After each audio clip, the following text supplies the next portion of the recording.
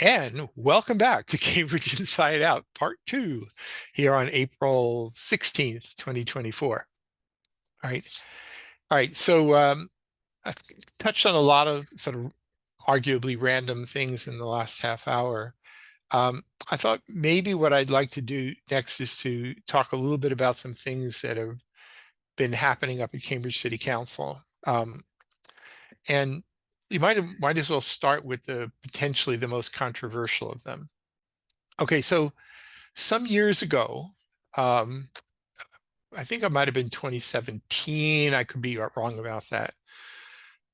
The city council decided over the objections of some city administrative people to pass something called the Bicycle Safety Ordinance or the Cycling Safety Ordinance, or I think it's Cycling Safety Ordinance because I always get confused because that's the acronym is CSO, which is the same as Combined Sewer Overflow. So, knowing a thing or two about both, I find that very confusing. But anyway, and what it did was it actually, rather than promote city management to be strongly considering doing road designs in order to create separated bicycle facility, it mandated it. Now, in the original plan from, when the ordinance was first passed, it didn't have rigid timelines baked into the cake. And there were certain streets, because I participated in the process leading up to it. There were certain streets that were not on their map of targeted streets that were going to be subjected to this treatment. But then in the midst of COVID, literally, I think it was in April 2020, thereabouts, or soon thereafter, they came in and they passed a revision to the Cycling Safety Ordinance that not only just snuck some streets in that hadn't been in there previously, which bothered me greatly because I didn't really want to see Broadway included in there, but they just snuck it in. And of course, the council, is being relatively clueless on such matters, didn't speak about it. And they more significantly made mandatory rigid timelines for the implementation of X number of miles per year of these so-called protected bike lanes. Now, just so you know where I stand on this, if you don't already, there are certain streets, where there is sufficient friction between, so to speak, between bicyclists and motorized vehicles, that separation is absolutely the right thing to do. Certainly, I don't think anybody would argue that along a major highway, that cyclists should just be riding in the slow lane while cars are whipping by at 55 miles an hour. In my view, riding over the Longfellow Bridge, but in particular, and actually not so much the Longfellow Bridge, but the Mass Ave Bridge, I've seen buses come within 2 inches of a cyclist where the speed differential was like 30 miles an hour. And that was just fundamentally unsafe. So there's no question that there are some places where this kind of bicycling accommodation needs to be made and has been made in many such places, including the Mass Ave Bridge. But there are a lot of other places where it's more problematic than anything else.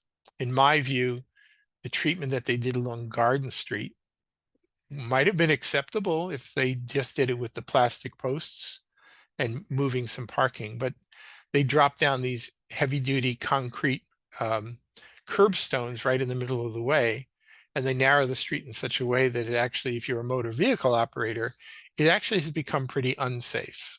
And there have been crashes. There are even some places where you won't even notice that there's a concrete curb right in front of you until you're right on it, and you barely have time to react at all. So, again, maybe the problem is that the traffic engineers, if we have any traffic engineers in Cambridge city government, aren't doing a very good job of it.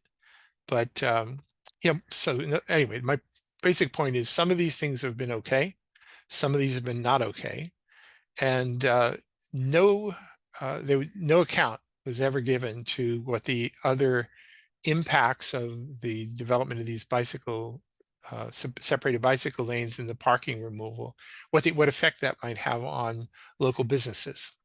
And it's lovely, the cycling activists, they love to quote studies in Toronto that say it always helps businesses, and that's just not true. Sometimes it does. Depends on the business, of course. Like a cafe might do okay. An appliance store might not do so okay, right? A medical establishment where people have to drive to get there, or a place that actually draws people from distant locations, they're not going to do so well, anyway, I am of the opinion that the Cycling Safety Ordinance, the revised version from 2020, needs some bicycle repair. And a lot of people know this. It's clear, it's obvious, really. Yet it's become a political third rail. You can't touch it because the cycling activists, they come running up and turn it into a great cause. And they pack the city council meetings with not only written communications, but people who sign up for public comment. It's a very, very well orchestrated political campaign every single time. That said, there appears to be, in my view, 4 city councilors who would like to revise this. So specifically, if I get them right, I think the mayor, Denise Simmons, Paul Toner, Joan Pickett, and Aisha Wilson. Aisha Wilson, for a number of reasons, and again, I have no desire to speak for her here, but there are some people in some parts of the city who are really serious working people who kind of need that parking, and they are, or they have families and they have to be able to move children around and take them to schools and daycares and whatever. And it's more than an inconvenience; it's an absolute nightmare for some of them. So therefore, at least who want to change things. I think whether it be for purely political reasons or ideological reasons, in my estimation, you can count Siddiqui, McGovern, Azim, and Sabrina Wheeler amongst the 4 who probably, as I say, for whatever their reasons, don't want to touch this thing. After all, we signed the pledge, thou shalt not touch that third rail. And that puts our good little friend Patricia Nolan smack dab in the middle.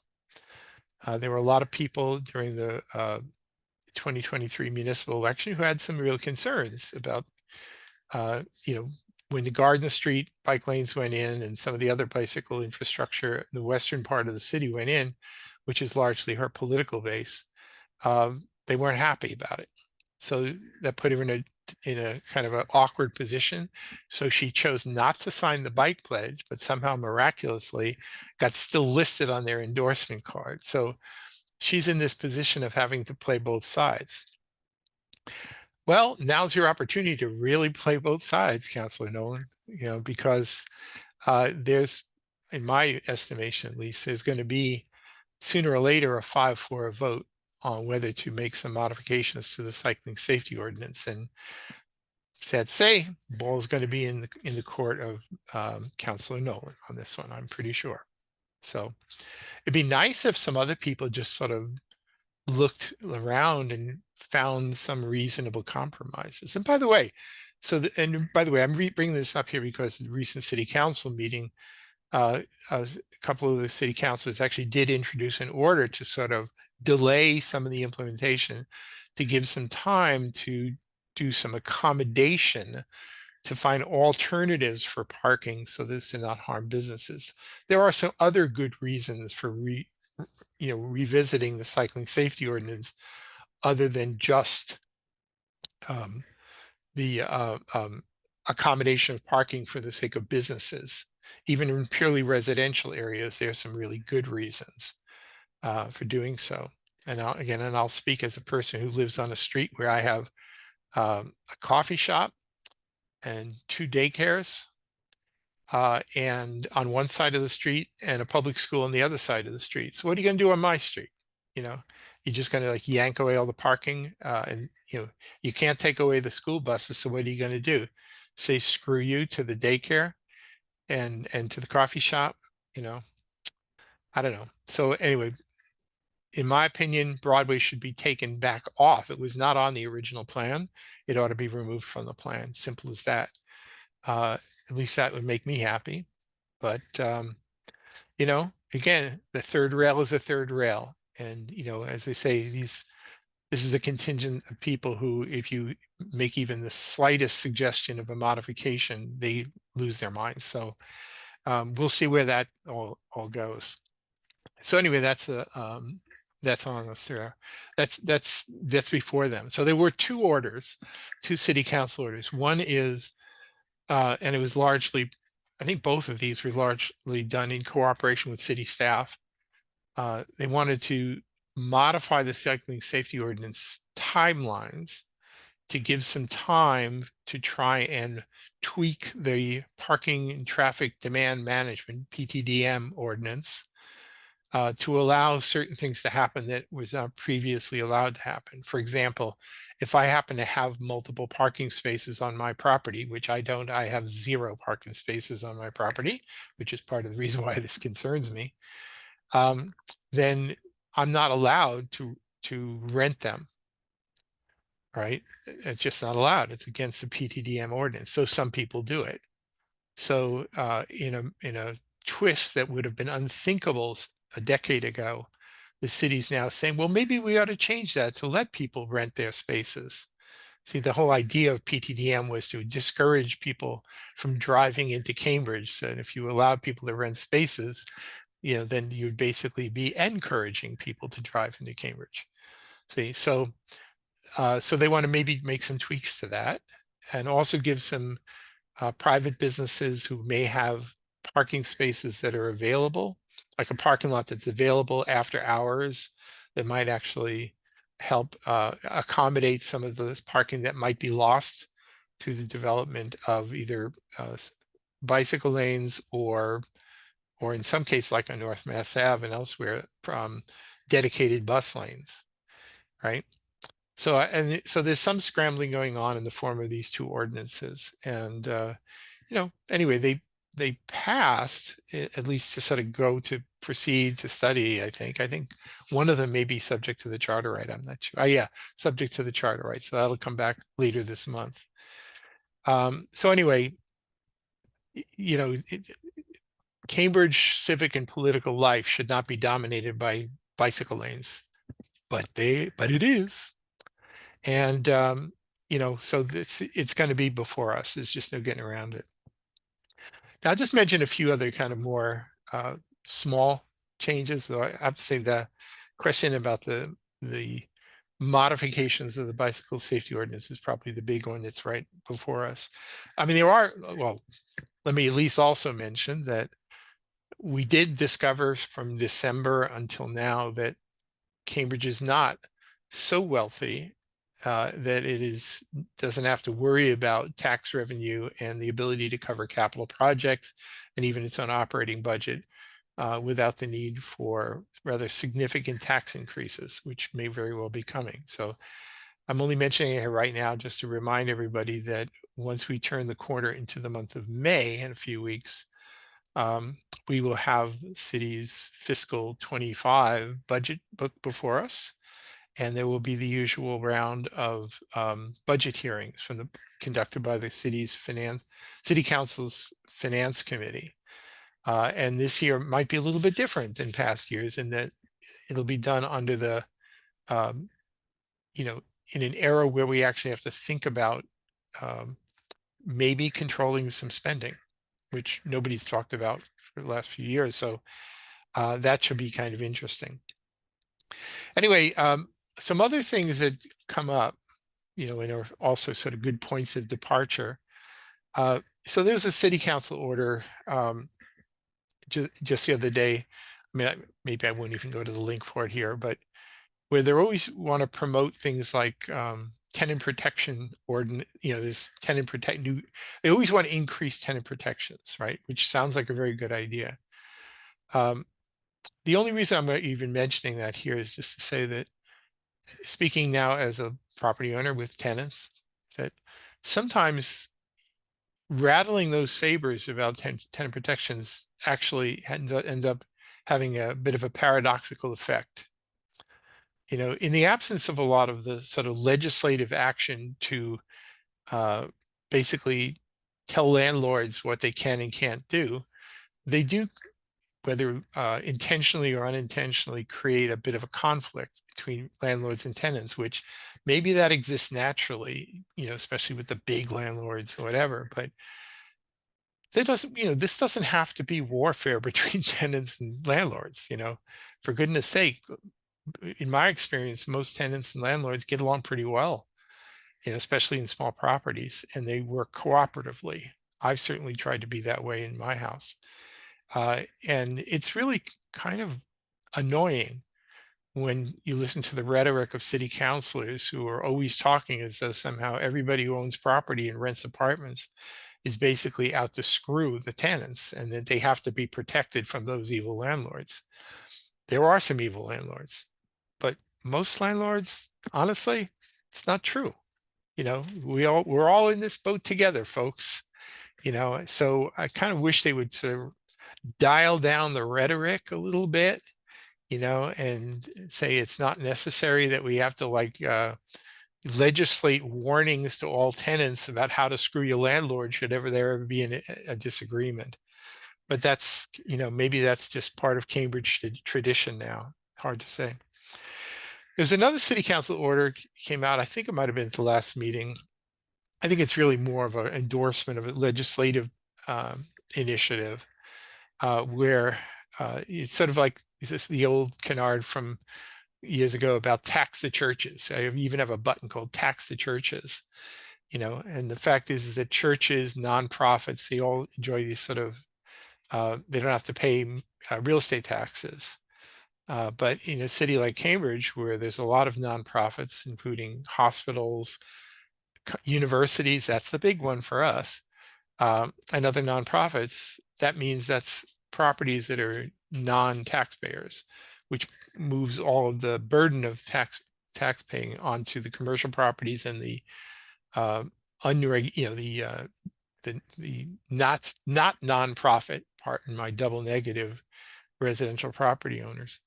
So you'll always hear floated this notion about we ought to be either taxing those they say tax the universities, but the way it works, thanks to the United States Constitution, is you can't, if you're going to tax the universities, you probably want to have to tax churches and other nonprofits as well, right? I don't think you can successfully single out one category there. But, you know, it sort of makes for good politics to say, well, the universities are not covering their fair share, and maybe they aren't. And maybe some of the hospitals aren't either. But, you know, I think people need to be a little careful about where they take this conversation, because it can go into some very unintended directions if they're not careful. You know, so I just thought it was kind of worth it. So there was a bill at the House, I think in the House and Senate, Massachusetts, you know, to basically regularize the idea of in lieu of tax payments. I mean, right now, City of Cambridge will separately negotiate in lieu of tax payments agreements, pilot they call it, payments in lieu of taxes, with Harvard University, MIT, and some of the other area colleges within the bounds of Cambridge.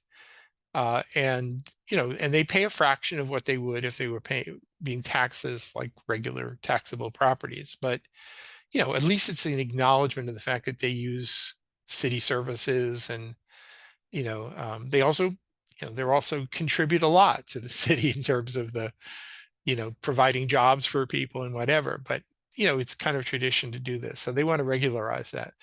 And I just say, just be careful about that, because if you start promoting payment in lieu of taxes for one category, what are you going to do? Have required churches to do payments in lieu of taxes as well, and et cetera, et cetera. So I think just be a little bit careful. Another matter that came in at the very most recent city council meeting, which I believe was April 8th, there's a new petition. Actually, it's called the, I hope I get the name right. It's like Ronayne Petition, Ronayne et al. Petition, which I was a little confused by, but I got some clarification today, and just to put it in a bit of a nutshell, is that this is a residential petition that's not unlike one that Doug Brown introduced, I don't know, a few years ago, that basically I think it's actually a good petition, and I'm a little suspicious about a lot of zoning petitions, but it's a good petition because it wants to regularize and simplify the legality of what they call accessory dwelling units. I mean, some of those have been kind of normalized because of other initiatives over the last few years, but um, you know, like for example, if you had maybe like a carriage house behind you, you have to should you necessarily to turn that into a separate dwelling unit? Should you have to go seek variances and special permits, up the yin yang in order to do something which most people would look at it and go, that's a very reasonable thing to do. So part of its intention is to make some of these things that most of us would consider reasonable, make them easier and a little bit less regulated that you can do it. It would also, and this is something people have talked about for a while now, it has a provision included in this one that would permit multifamily housing in all residential zones, or all zones really. And I thought, well, okay, that's another thing that I think most of us consider to be, there may be some nuances that deserve some special treatment, sure, but and you certainly wouldn't want to, have everybody turn every larger house in Western Cambridge into giant apartment buildings just because you can. I mean, there are some reasonable accommodations I think you can make to preserve at least some of the character of some of these neighborhoods. But I think just permitting, somebody to operate a 2 or 3 family home out of a property in a place that says single family only is a very reasonable thing. People have been talking about it for a few years, and that's also part of this petition. Another thing which was really reminiscent of something I said when I was on this Envision housing working group, which, as far as I'm concerned, was a bit of a disaster. But when people were promoting things like the affordable housing overlay, that would allow, dense heights and densities up to 3 and 4 times whatever the prevailing densities are in these neighborhoods, people would say, well, right now you couldn't even build a building today that's been, like my house, for example, is got a floor area ratio of like, I think 1.12. That would not, in a zone that where your limit would be 0.75, it would not be permitted. So back then I suggested that maybe one good thing to do is just to tweak the allowable FARs across the board so that things that are somewhat artificially low could be increased marginally to give more flexibility to homeowners, and also even for builders if they buy one place, if they want to build something that's a little bit bigger. So I think a proposal would raise the floor area ratio as of right up to 1.0. So just a modest increase in density all across the board. Of course, I'm going to say that's a good idea because I certainly suggested it a few years ago myself. So anyway, so keep it on your radar. That should be, heading to an ordinance committee or planning board meeting near you soon. Though I haven't yet seen it, whether it's been scheduled or not. I don't really know. Again, just sort of chunking through my list here. One other thing that was not, I guess it was part of a city press release. It was also in the news otherwise. For years, I remember people saying we should have another bridge or bridges that cross the railroad tracks, out around the Alewife part of town. The first I heard about this back when, out in Cambridge Park Drive was considered the boonies. It was just to have a crossing that you could connect the Fresh Pond Shopping Center over to where Ridge Towers are. And then he said, well, if it's just a matter of building a bridge, you could just do that at modest cost. But in order to meet the requirements of the Americans with Disabilities Act, the price became very high and kind of impossible. Anyway, so now what came out is that there's some federal money has come our way, at least to do the designs and preliminary work to permit not only such a crossing over the Fitchburg railroad tracks, but also part of the planning for a bit of a pedestrian bikeway that would actually run parallel to the tracks, heading on its way. I don't know if it goes all the way up to Porter Square, but you know, sort of a nice right of way that would run parallel to the tracks. Maybe with a little luck, even go through the old cattle paths up near Porter Square, where they used to actually have stockyards many, many years ago. But anyway, that was welcome money. It was some pretty serious money. I forget exactly what the sum was, but it was a good chunk of change that would actually allow for a very, very substantial, $2.4 million, which isn't big money, but just to cover some of the preliminary work. So I thought that was great. Now, in my view, and again, I'm not trying to dismiss the notion about cost here, because you need money to do good things. But in my worldview, there should be not only that crossing, between Fresh Pond Mall, Shopping Center and Ridge Towers, but also west of there ought to be not one, but two crossings over the railroad tracks to connect the Alewife Quadrangle and the Alewife Triangle.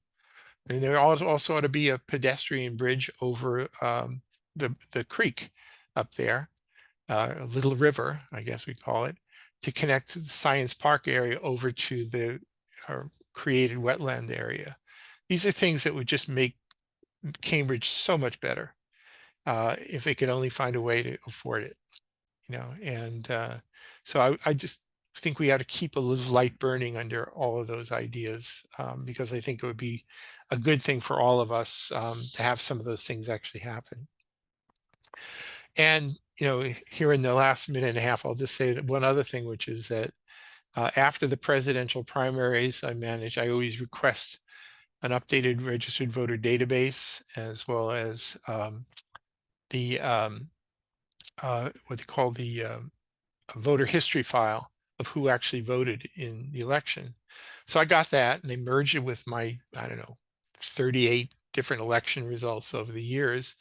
And my little test that I always do to sort of say, did I make any mistakes? My first test is I test to see how many people are there in Cambridge who have not missed a single citywide election since I started keeping track of this, which is really coincides with when there was a unified state database for doing this, which was 1997.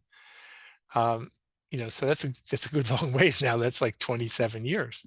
So anyway, when I first started doing that, there was like a few hundred, and then it got smaller and smaller and smaller. People move away, see people pass away. And so I just wanted to say here in the latest one, we're down to I call them the super voters. There are just 77 of us, and I know about half of them. So anyway, so on that note, I think I'll sort of wind it down here now. And so pay attention to what's on the calendars, and I'll be back in a couple of weeks here on Cambridge Inside Out.